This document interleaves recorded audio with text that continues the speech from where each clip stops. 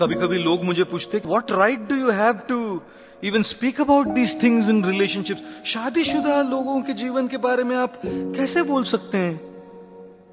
In this book you can have it all. I wrote about this and I'm going to read a bit of it from the book for all of you, a passage. And then when I'm asked how I can advise you all on the matters of the heart, I often say with a smile, perhaps some of this experience comes from my previous lives, stored in my subconscious, resurfacing at the right time when someone needs to hear it. So while I may not have walked the road of marriage myself, I have walked alongside thousands who have. And in listening deeply, reflecting sincerely, and studying carefully, I have found that the principle of relationships are universal. The details may vary, but the truth remains the same. Relationships are like a building.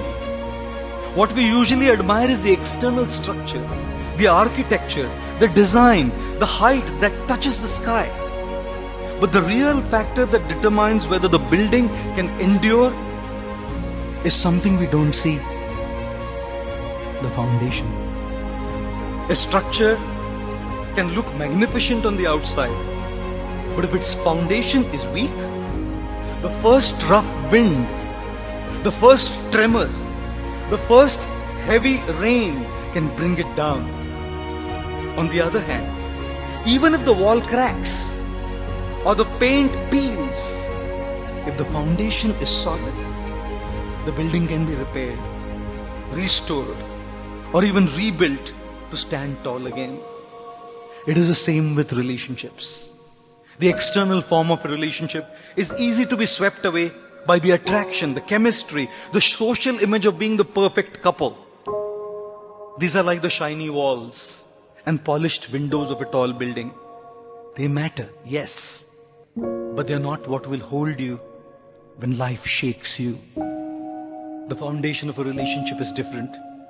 It is built of things far less glamorous but infinitely more essential. और तभी मैंने इस किताब में वो 5 चीजें लिखी. First, trust.